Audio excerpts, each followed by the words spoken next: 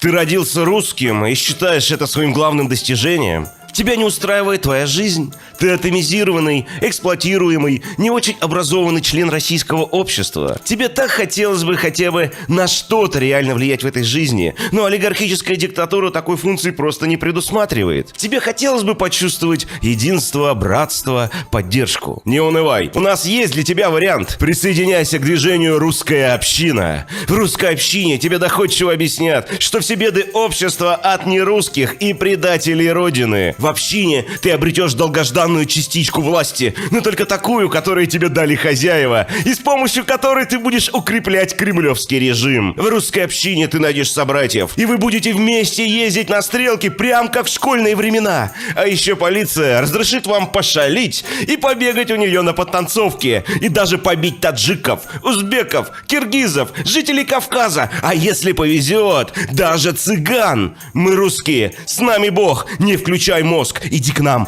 мы будем вместе молиться и пиздить чурок. А если слишком заиграемся, Бастрыкин и Следственный комитет все равно нас отмажут. И тем не менее, сейчас состоялась рекламная интеграция. Ладно, шутки шутками, а тема-то на самом деле серьезная.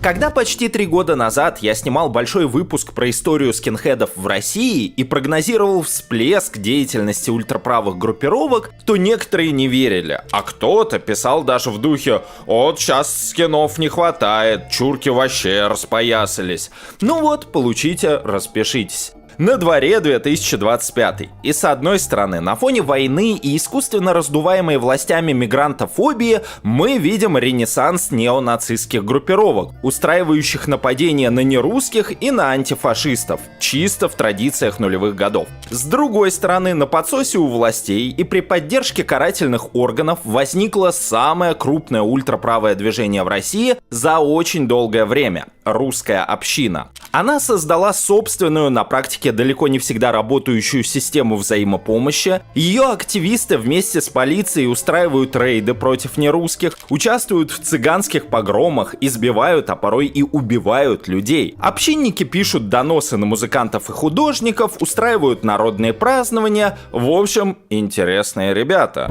Это видео не просто про русскую общину, про ее сущность, историю создания, схемы финансирования. Это видео про инфраструктуру разворачивающегося путинского фашизма. А русская община в этой инфраструктуре очень многое наглядно демонстрирует. Так что сначала будет про общину, потом про фашизм, и то и другое будет, поверьте мне, очень и очень интересно. Так что давайте, не затягивая, помолясь, начнем. Гойда, товарищи!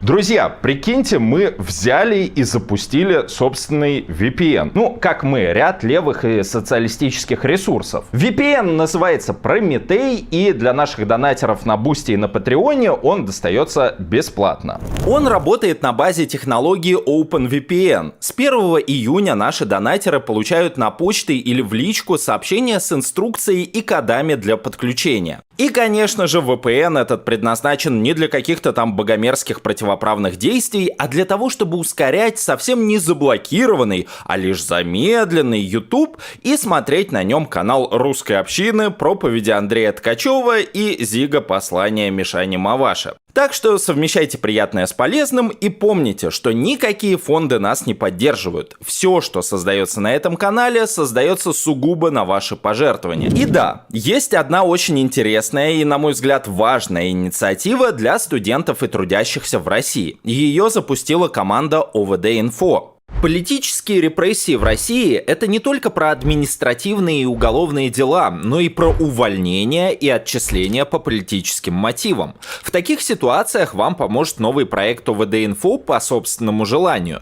Юристы проекта проконсультируют вас, а в самой плохой ситуации вам дадут адвоката, который обжалует в суде незаконное увольнение или отчисление. Еще вам помогут избежать патриотической принудиловки от начальства, защитят от давления работодателя работодателей из-за участия в профсоюзах и забастовках, ну и объяснят, как защититься, когда начальство склоняет вас участвовать в выборах. ОВД-инфо уже помог педиатру Надежде Буяновой, которую уволили с работы из-за уголовного дела о фейках, и сотрудникам московского метро, которых уволили за участие в протестах 2021 года. С помощью юристов сотрудникам московского метро удалось восстановиться на работе, а Буянова не только смогла восстановиться, но еще и получила компенсацию в 1 000 000 рублей от работодателя. Вся помощь бесплатна, проект работает на пожертвованиях, ссылки на бот проекта будут в описании. Подписывайтесь, чтобы он всегда был у вас под рукой, на случай, если вам понадобится помощь. В общем, с организационными моментами все.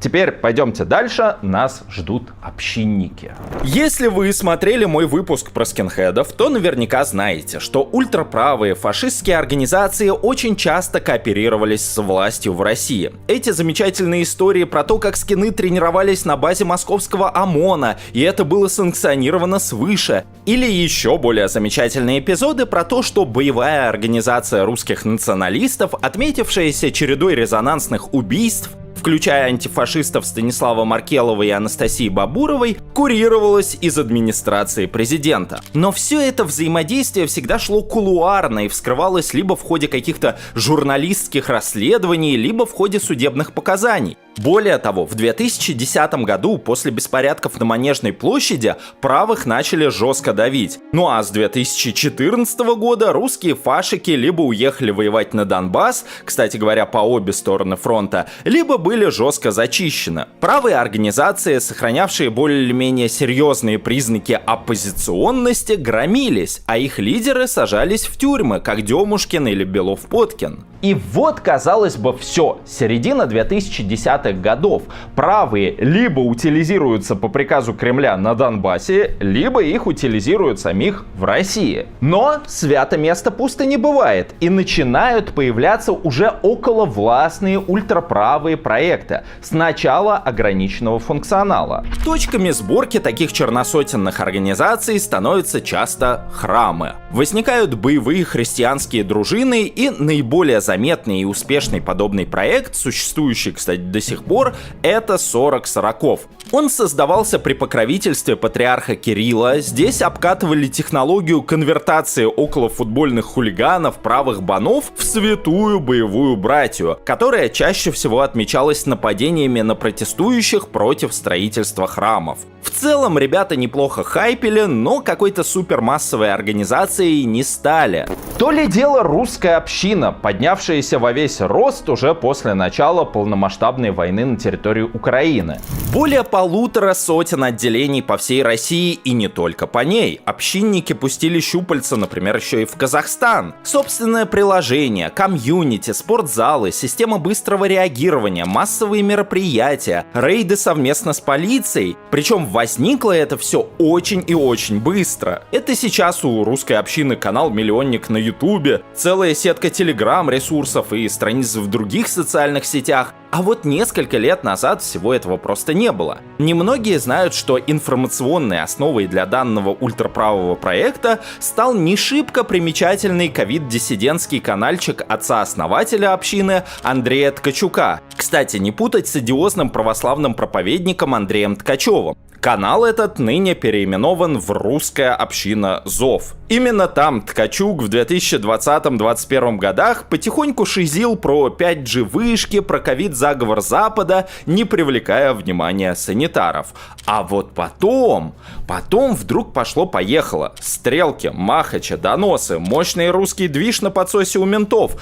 Как же так? Собственно, изо всех создателей русской общины Ткачук представляет наибольший интерес. Во-первых, потому что до сих пор он главное медийное лицо проекта, создатель фонда, регистратор товарного знака и, в принципе, человек, получающий с общины максимальный профит. А во-вторых, потому что с двумя другими организаторами и так все более-менее понятно. Один — это наш давно любимый Андрей Афанасьев, а.к.а. Ивашек надо дурить. Ивашек надо дурить. Без одурачивания Ивашек мы власть не захватим. А на Россию мне наплевать. Интересно узнать, а нынешние потомки Ивашек понимают, что несут цветы человеку, люто ненавидевшему все русское и Россию как таковую? Афанасьев – это давний ведущий Царьграда ТВ, ныне еще и ведущий телеканала «Спас», православный трэш-монархист, любитель фейков про Ленина, и, по мнению многих экспертов, именно через него тянулась ниточка связи между православным олигархом Константином Малафеевым и создаваемой общиной.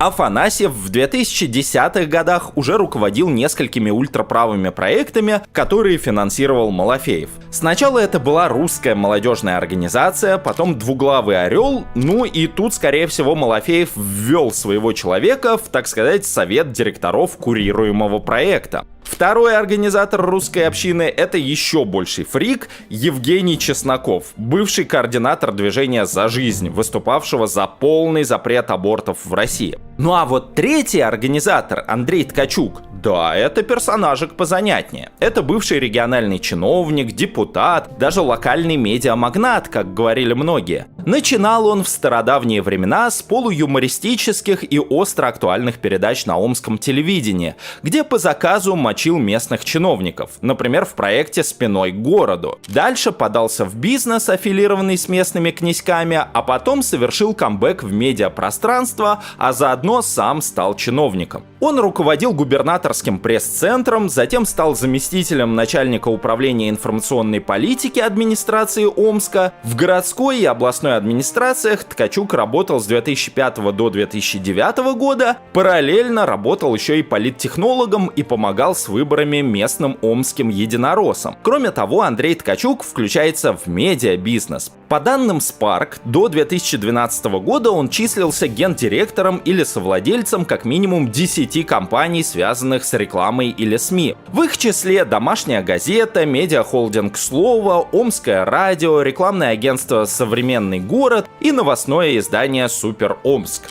Так себе СМИ, честно признаться, но в совокупности на местном уровне они давали Ткачуку веса. При этом госслужбу сей гражданин тоже не оставлял. С июня 2012 по июль 2013 он работал начальником Главного управления по делам печати, телерадиовещания и средств массовых коммуникаций правительства Омской области, за что получил еще одно прозвище или даже титул – пиарщик губернатора. Чиновничью карьеру Ткачука почти уничтожил коррупционный скандал. В январе 2013-го выяснилось, что пиарщик губернатора лоббировал неоправданно большие субсидии для домашней газеты и Супер Омска, которыми сам владел до 2012 года, а затем просто передал своему другу Сергею Старовойтову. И вот этот вот будущий родитель за дела русских оказался просто банальнейшим провинциальным чинушей-коррупционером. И хотя на уровне области у него были очень хорошие связи, которые помогли ему избежать уголовки, скандал все-таки был такого масштаба, что Ткачук вынужден был покинуть свой пост.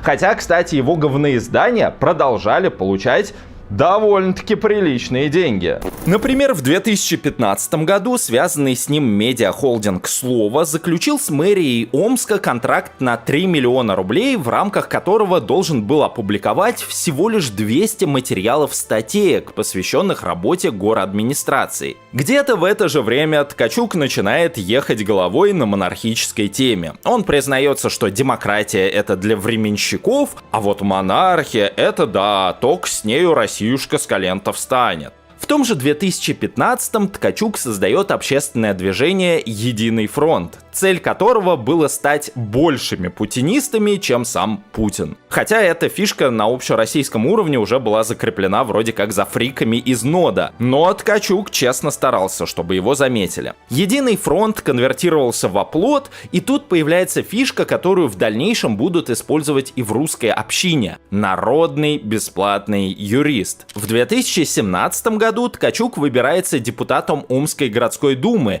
и даже становится ее вице-спикером. На этом посту он как нормальный антинародный коммерс лоббирует строительство уродского торгового центра с вырубкой парка 30-летия ВЛКСМ. Тем временем журналисты издания «Новый Омск» сообщали, что депутаты и его соратники могут быть связаны с застройщиком ООО «Кедр», который, собственно, получил в парке 2 участка площадью в 2 гектара, где и должны располагаться аквапарк и торговый центр. Осенью 2019 года Ткачук неожиданно покинул свой пост в Омской городской думе и сообщил, что переезжает в подмосковный Долгопрудный работать заместителем городского главы. Но и там власть меняется, и Ткачук проработает недолго. И вот на дворе 2020 год. Ткачук оказывается за бортом политических процессов, на дворе эпидемия ковида, сам Андрей Николаевич пишет у себя в маленьком телеграм-канале какую-то шизофреническую дичь, и, казалось бы, ничто не предвещает беды. Но, видимо, в это же время бывший бесхозный чинуша-коррупционер,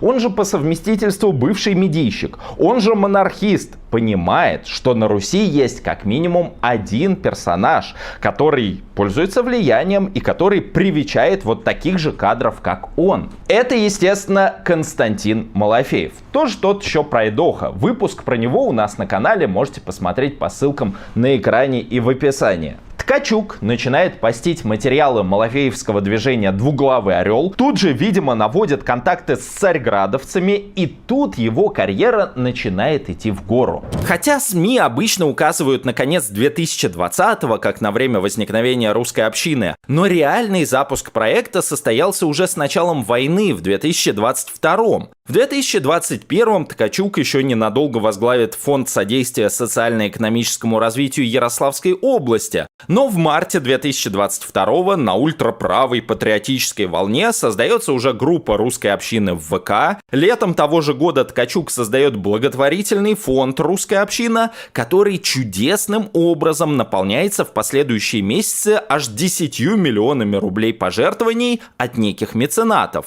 Но это только для начала. В то же время запускается, ох ничего себе, целое специальное мобильное приложение для русской общины. Там и новости, там и кнопка быстрого реагирования, там и для ячеек как будто аналоги расширенных домовых чатов с топиками. Тут и юриста предоставят, тут и качалка бесплатная, а вот тут вот собираемся с пацанами пиздить чурок. Все в одном приложении. Ну прям Яндекс какой-то. Наша закрытая социальная сеть для своих, она не будет пускать туда анонимов. Мы должны понимать вообще, что перед нами русский человек, и что мы с ним сможем вообще общаться в нормальном режиме. Но погодите, прежде чем говорить о внутренней кухне первобытно-общинников, давайте разберемся с их идейной составляющей.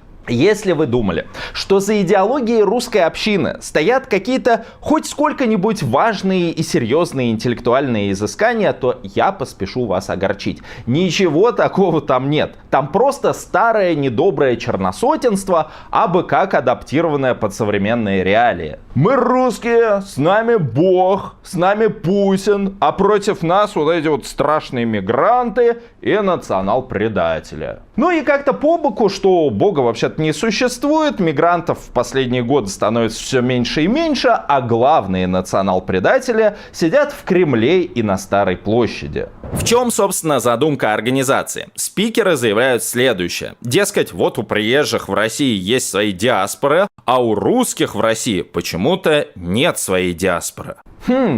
Интересно, почему? Может быть, потому что русские коренное национальное большинство? Страшно подумать, но у белорусов в Беларуси, у украинцев в Украине, у поляков в Польше, ну и так далее и тому подобное, тоже нет диаспор внутри своих стран. Мужики-то не знают. Но Ткачука и компанию подобные вещи не смущают. Они уверены, что русские должны держаться вместе, жить своим миром со взаимопомощью и в нещадном противостоянии с проклятыми абу-бандитами, иностранными специалистами и так далее. Это главное направление работы общины основано на ложном тезисе о том, что мигранты и нерусские якобы захватывают, подчиняют Россию и вредят ей. Меньше года назад я разбирал эту тему в ролике, ролики, обязательно посмотрите по ссылкам на экране и в описании. Там ситуация подробно описана. Мигрантов становится в последние годы все меньше, но власть разыгрывает мигрантофобскую карту для переключения внимания с реальных проблем на придуманного врага. На наименее интеллектуально одаренных такая риторика во все времена заходила на ура. Для борьбы с врагами у общины существуют группы быстрого реагирования и свои карательные отряды. Например, где-то обижают русского, или он видит иностранцев, которые делают нечто, что, по его мнению, предосудительно. Ну или член общины попал в ДТП с иностранцем. Нажимается тревожная кнопка в приложении, и группа общинников едет разбираться. Ну или, например, русскую женщину обидел сожитель таджик. Она вызывает русскую общину, и четкие пацаны нахлобучивают чуркана. Выезжаю за вас на стрелке. Бесплатно. Бывают, кстати, казусные ситуации. Например, одну женщину реально преследовал нерусский сожитель. Он разгромил ей квартиру, стрелял по окнам. Но русская община женщине не только не помогла, она еще и пропесочила ее в своих телеграм-каналах, поскольку ранее эта женщина сделала от сожителя аборт. Свят-свят, где-то убийца! А порой дело оканчивается трагедиями. Например, в городе Всеволожск Ленинградской области общинники пришли домой к гражданину Армении Гору Авакимяну, который до этого нелестно высказывался о русской общине и которого сами общинники искали, мотивируя это тем, что Авакимян якобы готовил покушение на их координатора. В итоге они выломали дверь в квартиру, залили перцовым баллончиком и ударили электрошокером одного жильца, а разыскиваемый ими человек вместе с женщиной забаррикадировались в комнате. Но русская община подожгла мебель, в результате чего Авакимян погиб, а его спутница выпрыгнула из окна, получив тяжелые травмы. Отношение к российским нерусским, а таких, смею напомнить, под 30% населения страны, в русской общине варьируется. Да, есть некоторые отделения, которые заявляют, что готовы даже принимать всех россиян. Но все-таки в целом русская община стоит больше на позициях такого этнического национализма. И очень часто они выступают против национальных меньшинств внутри самой России.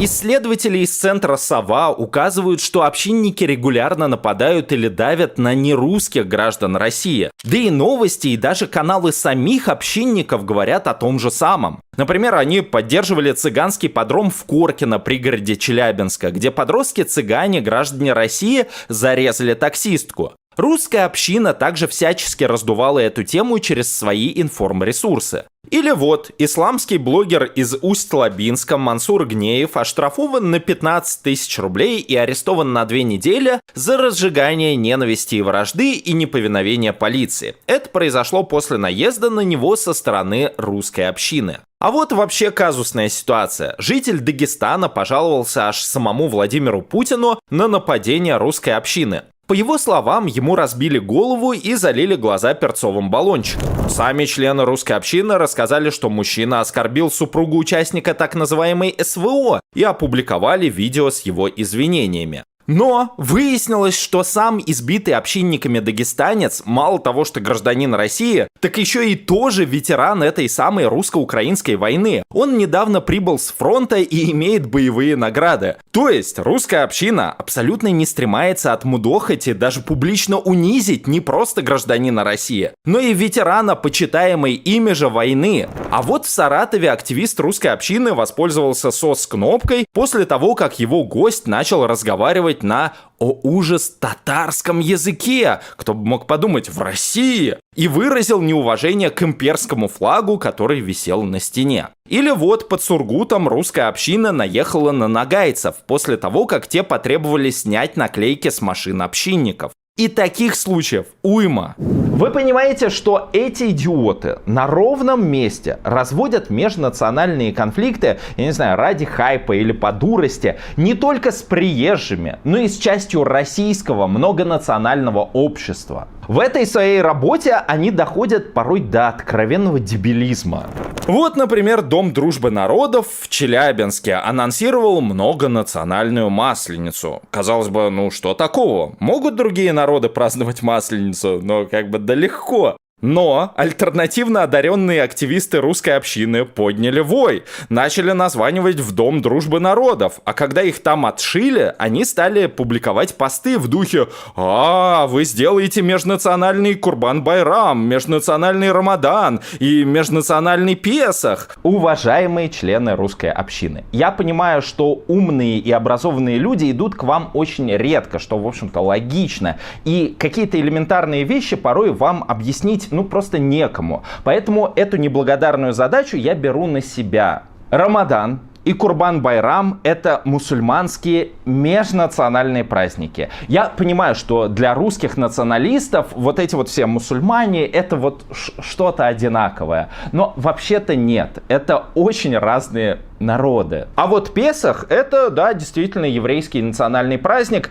но я не думаю, что адекватные евреи оскорбятся, если представители других народов поддержат их в праздновании. В общем, я призываю вас, почитайте хотя бы там энциклопедии для самых маленьких, там, «Я познаю мир», а дальше, может быть, уже к школьной программе перейдете. То есть с чего-то надо начинать. В каком веке русские земли объединились вокруг Москвы? Тест, да, начался. Сейчас я вам скажу.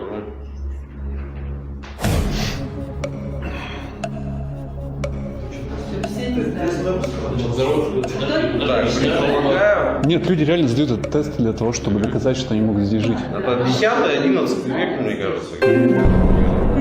Назовите годы, когда шла Первая мировая война. Я не знаю, зачем это спрашивают. Первая. А? Ну нет, это с Наполеоном, правильно? 912 год. Вы про это говорите? Первая мировая. Это отечественная. А, это... Первая мировая, это вот революция. с революцией, да. Так. Ну давайте еще один. Нет, подождите, я скажу так, получается. Нет. 914 Первая мировая. Сидим тут, ничего не Да, все правильно, да. 14-18 вроде бы. Ну давайте еще первую российскую революцию вспомним. Год. 905. Спасибо. Есть, мы все должны знать. А знаете, какой там еще вопрос задают? Я вот... Да мы знаем, я потерялся, если вопросы, честно. На самом деле, еще раз скажу, мы не являемся идеальными людьми. Сейчас вы нам показали о том, что есть у нас, да, определенные дыры. Будем изучать историю еще глубже. Спасибо. Да и в принципе, при ближайшем рассмотрении геройства общинников зачастую оказываются фейками. Например, в ноябре прошлого года русская община выложила видео, на котором якобы группа из 30 мигрантов в масках избивает дружинников. Слышны выстрелы. Ух, бандиты распоясались. Через некоторое время после того, как община выложила этот пост, журналисты нашли полное видео потасовки, и оказалось, что 9 общинников в масках напали на 2 подростков. После чего к подросткам присоединились несколько молодых людей и попытались их отбить. Началась драка, а дружинники начали стрелять. Стреляли?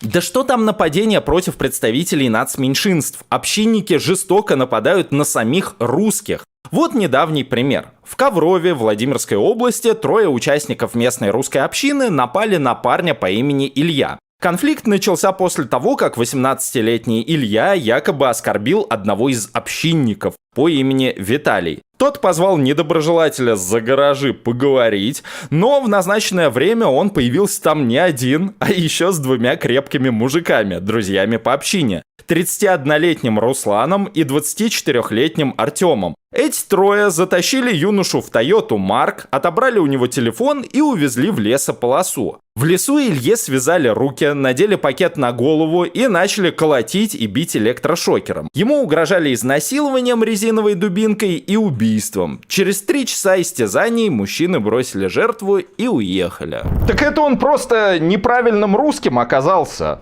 Тут, кстати говоря, у общинников может появиться отговорка, потому что они вообще-то борются не только против нехороших нерусских, но и против нехороших русских. В отличие от многих правых и ультраправых постсоветских организаций, русская община не просто лояльна власти, она более лояльна власти, чем сама власть. Она более милитаристская, чем многие милитаристы. Они большие традиционалисты и мракобесы, чем многие мракобесы во власти. Более того, сама община позиционирует себя как верных слуг и цепных псов режима. Это касается и борьбы с так называемыми национал-предателями. Вот показательный диалог между журналистом «Новой газеты», внедрившимся в русскую общину, и руководителем одного из крупнейших и активнейших отделений – Екатеринбургского.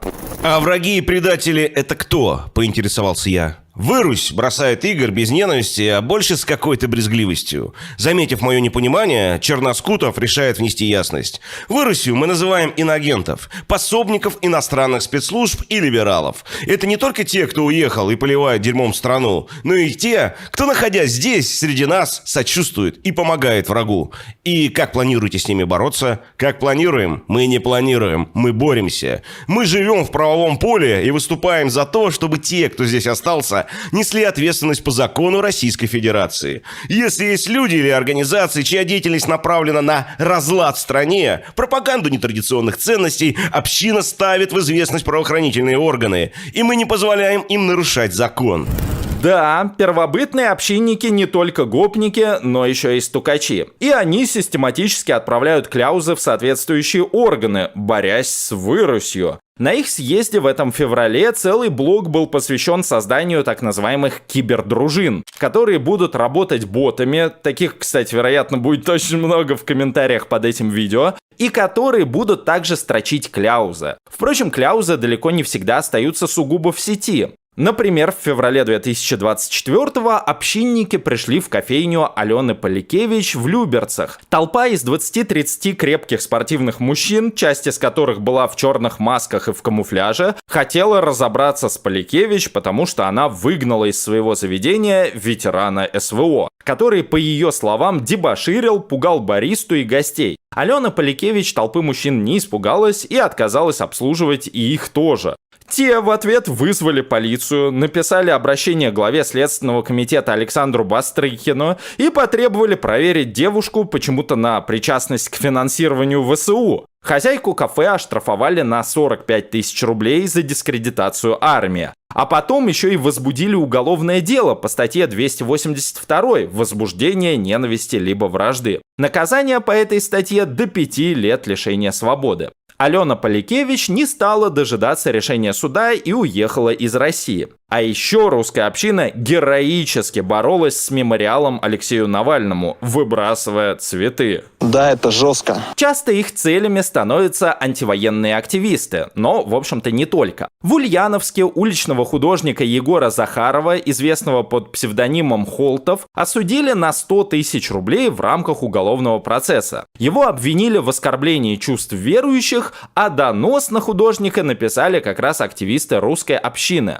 Ранее они занимались травлей Егора в интернете. Часто жертвами первобытных общинников становятся вообще аполитичные люди, музыканты или деятели искусства, которые просто не вписываются в картину так называемых традиционных ценностей. Отмена концерта группы Сансара, наезды на рэпера LJ, срыв концерта и избиение музыканта-неформала Кишлака. Кстати, о последнем случае. Хотя в одном из нападавших даже опознали координатора омской русской общины, данным персонажам все сходит с рук. Как рассказал новой газете «Европа» омский журналист Денис Кабаков, нападение было организовано не просто группой преступников, а по прямому указанию президента Федерации самбо и дзюдо Омской области, бывшего советника губернатора Владислава Юрьева. В Омске Юрьев давно известен своими методами и прославился тем, что однажды пришел с пистолетом в кадетский корпус, где учился его сын, чтобы разобраться с преподавателем. По словам журналиста, дерзкое нападение, санкционированное местным спортивным функционером, покрывали и другие люди, связанные с общиной. Например, боец ММА Александр Шлеменко. Таким образом, общинники становятся не просто полезными для власти дурачками, которые помогают ей подавлять гражданское общество, подавлять оппозиционно настроенных граждан. Нет, они идут еще дальше. Продвигая свою мракобесную повестку, они реализуют программу наиболее реакционного крыла российского правящего класса. При этом делается это все под крылом у силовиков. Русская община уже пару лет как регулярно участвует в полицейских рейдах, помогая полиции. Чаще всего против мигрантов, но не только. Рейды в подпольные гей-клубы, на развратные вечеринки – это тоже их любимые занятия. В январе 2024-го в телеграм-канале русской общины Екатеринбург появилось видео рейда силовиков по строительным площадкам города. На этом видео задержанных мигрантов, уроженцев Кыргызстана, ставили на колени и, унижая, заставляли ходить гуськом. Как сообщили позже сами общинники, из 150 задержанных было депортировано 8 человек. Еще 4 с российским гражданством получили повестки в военкоматы. Видео с издевательствами спровоцировало скандал. Ситуацию прокомментировал МИД Республики Кыргызстан. Действия, унижающие человеческое достоинство граждан, недопустимы. Официальные представители Кыргызстана пообещали инициировать разбирательство по данному факту на уровне федеральных органов власти. Но угадайте, понес ли кто-то наказание? В начале марта прошлого года активисты русской общины в Оренбурге вместе с силовиками пришли с рейдом в местный гей-клуб «ПОС», вскоре после которого было заведено первое в России уголовное дело об экстремизме за ЛГБТ, а владелец и несколько сотрудников клуба были арестованы по обвинению в организации экстремистского сообщества. Один из постоянных посетителей клуба, видевший, как проходил рейд, рассказал BBC, что общинники вели себя грубо и применяли насилие. Обычные клоуны, которые возомнили, что они кого-то защищают. Залетели и начали избивать гостей, диджея. Сразу начали искать камеры видеонаблюдения, чтобы никто ничего не узнал. Как они залетели, некоторых сотрудников клуба посадили за столы и начали задавать вопросы. И если им не нравились ответы, то они могли ударить их головой по стеклянному столу.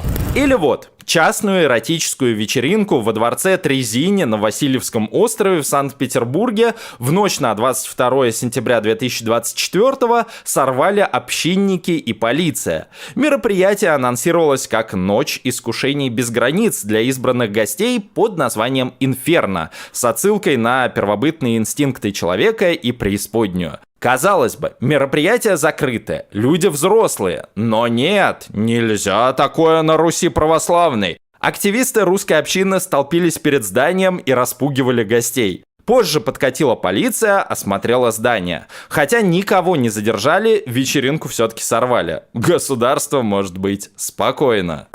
Здесь люди живут же. Потолок как будто трясет, прям вот это скрип. Там... И вот таких историй по всей стране огромное множество. Возникает, правда, вопрос, а на каком основании вот эти вот гопники ходят с полицией, применяют силу?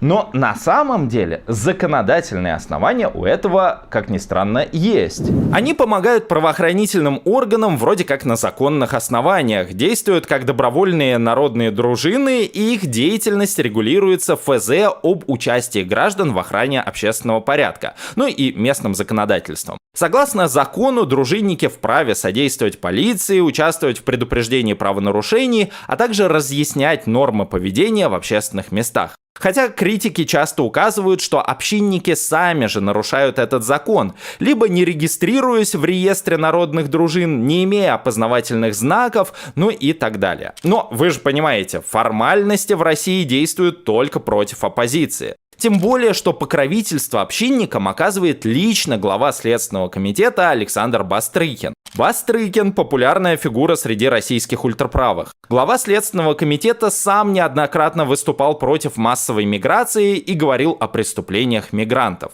Поэтому, в общем-то, националисты считают его своим единомышленником. Общинники регулярно обращались к Бастрыкину по самым разным поводам. Русская община вполне успешно выстраивает отношения с правоохранительными органами. Более того, на их обращения эти органы активно реагируют. Все это говорит о налаженном взаимодействии между ними, ну или, по крайней мере, активно налаживаемом. Уверена Вера Альперович из исследовательского центра изучения ксенофобии «Сова». Такое сотрудничество не может происходить происходить без санкций сверху. И популярность фигуры Бастрыкина среди них дает основание полагать, что он человек, который это сотрудничество санкционирует, одобряет, ну или, по крайней мере, не препятствует. Вообще, Бастрыкин раз за разом вступается за общинников. Например, после нападения их на таксистов в Петербурге Александр Иванович сделал все, чтобы не просто отмазать своих подручных гопников, но и чтобы наказать задержавших их полицейских. Или вот, инцидент в Батайской школе номер 4. Произошла словесная перепалка между пожилой учительницей и учеником-езидом. Судя по опубликованному видео, оба за 5 минут наговорили, ну, скажем так, много лишнего. Но молодой человек, хоть и вел себя крайне вызывающе, выглядел чуть более адекватно, чем его престарелая учительница, которая напирала с позиций великодержавного русского шовинизма и прямо говорила ему: «Мы русские, а вы никто». Я еще раз сказала. Никто вы без нас. Никто. Да. Никто. Вы что, самолеты водите, вертолеты создаете, подводные лодки. Вы что, нас защищаете? А вы что, сейчас понтуетесь или что не могу? Я понтуюсь. Чем вы хвастаетесь? Чем вы Своей хвастаетесь? русской нацией. Я тоже буду хвастаться, Вы хвастаетесь своими, я своими, в чем проблема? Вы своими хвастаетесь, У вас я даже языка нет. Вы не создали язык, у вас страны даже нет. Откуда вы? Вы хвастаетесь своими, хвастаетесь своими, я своими. Все, до свидания. Хвастаюсь могучей страной, которая выступила против США. А вы, вас кто поманул, туда вы побежали. Да. Без русских вас порежут просто. Кто порежет? Кто? Ни мужчина, если нас не порежет. По идее, в нормальные времена женщину должно было бы ждать неминуемое увольнение. Но возбудились общинники не на нее, а именно на паренька-езида. Они прибыли в количестве 60-70 человек и натурально осадили школу, после чего 6 из них задержала полиция. Казалось бы, ну окей. Но тут снова появляется Бастрыкин и немедленно распоряжается запустить проверку о правомерности задержаний. Короче говоря, крыша у общинников соответствующая. Мы действуем исключительно в рамках закона. Я согласовываю свои действия с управлением ФСБ, Следственного комитета и другими силовыми структурами. Активист русской общины из Ярославля Павел Альменицкий. И именно поэтому русская община под крылом у власти спокойно развивается. И то, что даже для многих старых российских ультраправых считалось просто зашкваром, для общинников сейчас выглядит нормой. Очень забавно, что отношение многих старых оппозиционных праваков к русской общине или к северному человеку Мише Маваше примерно такое же, как у нас, у антивоенных левых, к каким-нибудь Гоблину или Стасу Васильеву. Мне тот же Демушкин как-то заявил, что вообще не считает общинников правыми. Хотя очевидно, что по своим идеологическим признакам русская община является радикально правой организацией. Более того, в нее стекаются кадры и симпатизанты разгромленных ранее правых. Например, запрещенного мужского государства, это отмечали, кстати, уже многие журналисты. Впрочем, не только его, сюда же стекается аудитория, которая раньше шла к русским националистам, от того же Демушкина до покойного Просвирнина. Просто потому, что больше особо идти сейчас некуда. Сюда же идут футбольные хулиганы, а порой и откровенные нацисты. Например, Нижегородская ячейка общины пыталась налаживать связь с Нижегородским советом националистов, организацией, судя по ее соцсетям, открыто симпатизирующей неонацистам. Где-то в ноябре-декабре прошлого года к нам начал подкатывать Олег Вавилов, руководитель русской общины в Нижнем Новгороде. Обещал работу, силовое и юридическое прикрытие на случай серьезных проблем. По его мнению, НСН мог стать молодежным, неформальным крылом общины, рассказывает BBC бывший участник НСН. По словам собеседника BBC, Вавилов начал частично оплачивать аренду офиса для НСН и обещал в дальнейшем взять на себя все расходы на их содержание. Он стал часто выступать на собраниях НСН, пускать активистов НСН на спортивные тренировки общины и использовать ребят для массовки для своих видео. Типа в русской общине овер дофига народу. Вскоре Вскоре, правда, к НСН нагрянули силовики, и общинники поспешили размежеваться. Прикрытие не обеспечили.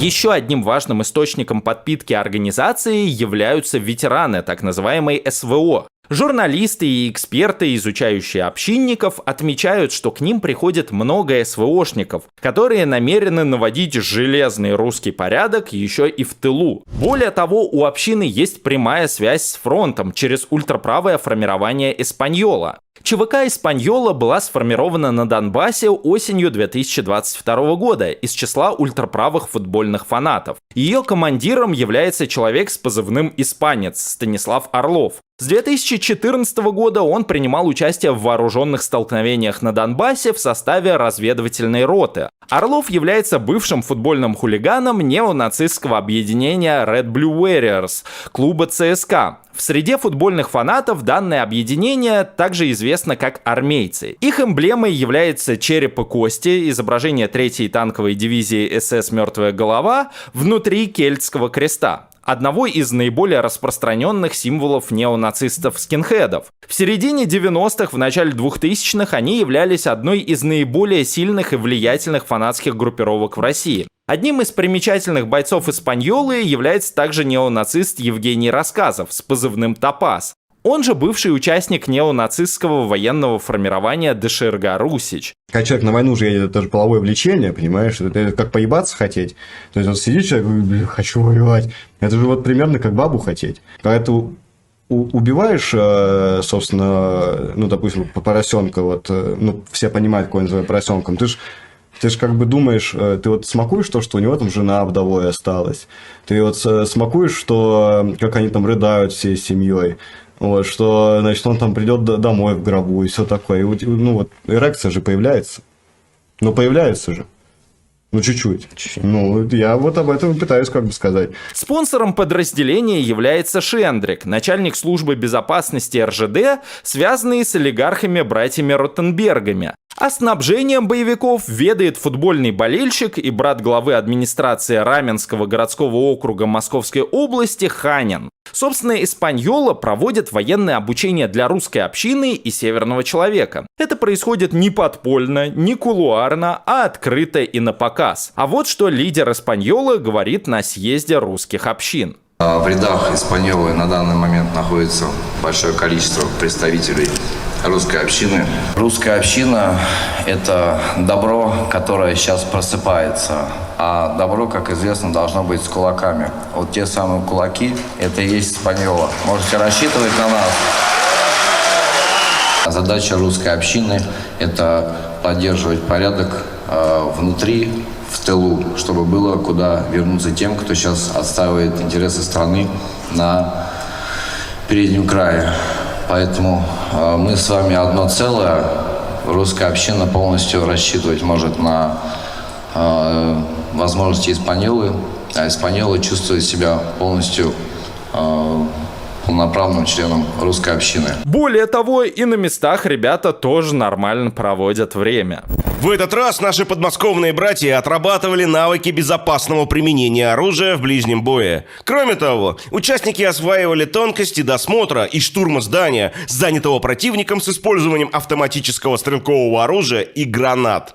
Оттачивали взаимодействие в двойках и четверках. Оттачивали методику зачистки помещений. Русская община, Красногорск. Если бы хоть сколько-нибудь оппозиционная организация проводила бы хотя бы близкие по замыслу тренировки, ее конец был бы очень быстрый и очень жесткий. Выводы, как говорится, делайте сами. Впрочем, мне кажется, что община не получила бы такого развития, если бы занималась одними рейдами, разборками и кляузами. Все-таки общинники создали свое комьюнити, в которое могут запросто вовлекаться люди со стороны. Ими организуются бесплатные спортивные клубы, они создают ощущение общности и поддержки, они вместе регулярно ходят в церковь, а по православным праздникам устраивают в меру кринжовые массовые мероприятия. Они стремятся, буквально копируя опыт диаспор, поддерживать бизнес своих соратников, помогают друг другу по бытовым вопросам, им оказываются бесплатные юридические услуги. В чатах общины встречаются даже ветки типа барахолка, где идет обмен вещами или вещи отдаются или продаются по символической цене. То есть, с одной стороны, довольно много полезной халявы, а с другой стороны, в условиях атомизированного общества, где человек человеку волк, создается ощущение осязаемого единства. Только, конечно, единство деструктивного, мракобесного и поддерживающего фашистский режим. Более того, русская община выступает одним из инструментов этой фашизации, о чем я скажу еще далее. И вот тут вот у нас возникает вопрос. А за чей счет этот банкет? Ну действительно, соцсети русской общины ведутся на постоянной профессиональной основе. Бесплатные спортклубы, которых только в Москве и области куча, массовые мероприятия, содержание актива, помещения и так далее. Вплоть до того, что в феврале этого года организация провела съезд общин на 1200 человек со всей страны. Да, конечно, общинники платят взносы по 1000 рублей ежемесячно. Но как бы ежу понятно, что тут без сторонней помощи никак не обойтись. Не на продаже же своих футболок они средства намайнили. Портал rusprofile.ru публиковал отчет, согласно которому в 2023 году благотворительный фонд «Община» получил 19 миллионов рублей взносов и пожертвований, а потратил 26 миллионов рублей. Из них 18 миллионов на целевые мероприятия и 2,4 миллиона на содержание организации. За 23-24 годы через фонд было собрано порядка 40 миллионов рублей. При этом все пожертвования, объявления о которых регулярно и настойчиво публикуются в соцсетях общины, собираются на личные, а не на корпоративные счета. В постах указаны